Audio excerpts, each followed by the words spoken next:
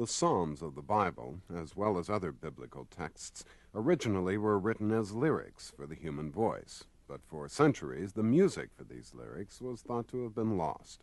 A musician in Paris says she's found the music, and it was in the Bible all along. Suzanne Haik-Vantoura first announced her discovery 10 years ago, and she produced a book and recordings to back up her claim.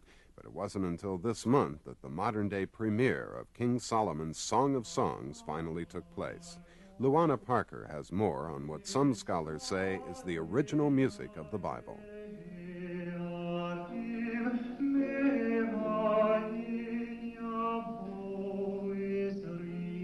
I will lift up mine eyes unto the hills, from whence cometh my help. Psalm 121. The music in the Bible isn't only in the Psalms. The entire Old Testament is an immense vocal score. The melodies were composed about 3,000 years ago, but for centuries, until recently, nobody heard them.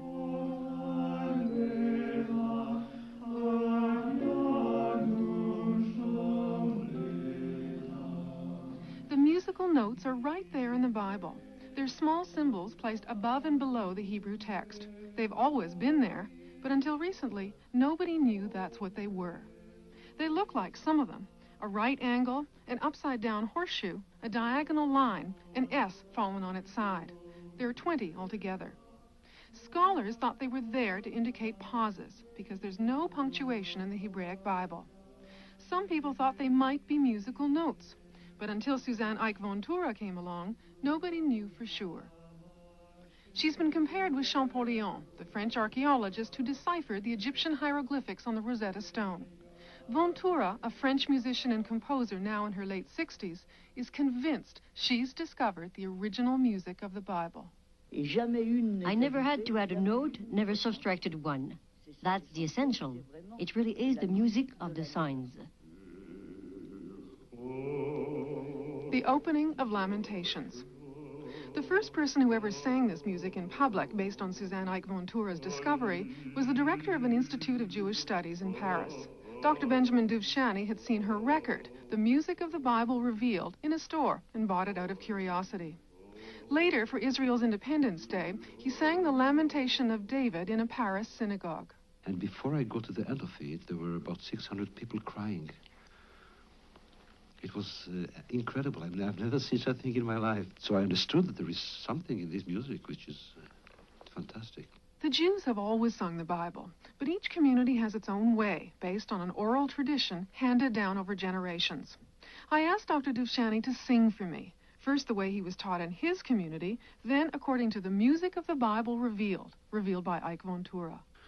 הצבי ישראל, על במותיך חלל, איך נפלו גיבורים, אל תגידו וגת, אל תבשרו בחוצות אשקלון, פן תשמחנה בנות פלישתים, פן תעלוזנה בנות הערלים. This is how I would sing it in my community if they wanted me to sing those verses. Now, what happens with the music of Haik-Vantoura? You want to listen to it? Yeah. הסבי ישראל, על במותיך חלל, איך נפלו גיבורים. אל תגידו ורב, אל תבשרו בחוצות אשקלון, פן תשמחנה בנות פלישתים, פן תעלוזנה בנות הערלים.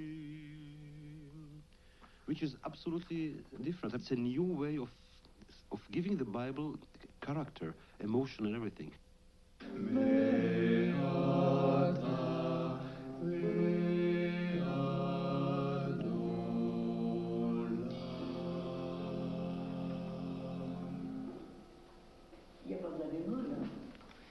In the basement of a Baptist church on the left bank of Paris, Suzanne Haik-Vantoura is directing her choir in a rehearsal for the concert.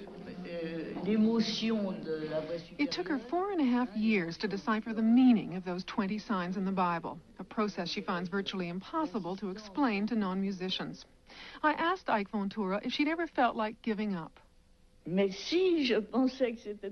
Yes, I thought it was too difficult and that I'd never see the end of it.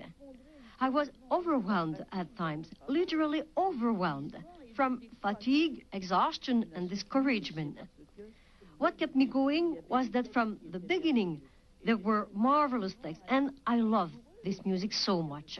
I felt it was marvelous to give back the Bible its soul, the soul it lost. Although Haik-Vantoura has an impressive list of scholars who support her, others say there's no way we can be sure. But whether or not this is, in fact, the music of the Bible, some people, such as Robert Bosquiero, the soloist who sang the role of King Solomon, are willing to accept her on faith. He says he's found spiritual food in this music. What is mainly important with that music is that it's, from Mrs. Haik-Vantoura's point of view, the music that David and Solomon and all the kings and all the Jewish people sung in their days, you know.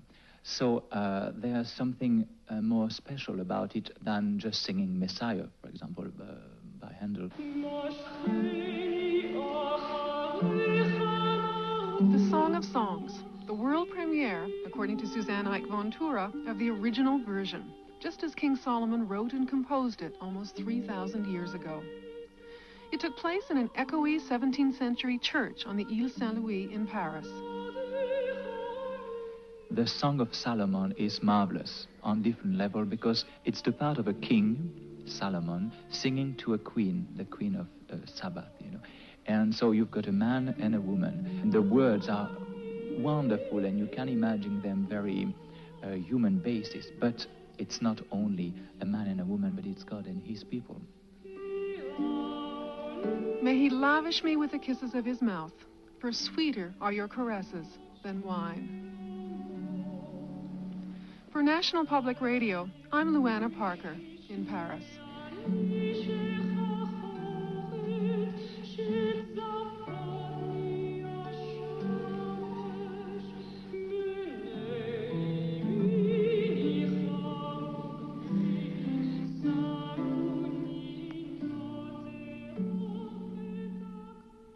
This is NPR's Morning Edition. I'm Bob Edwards.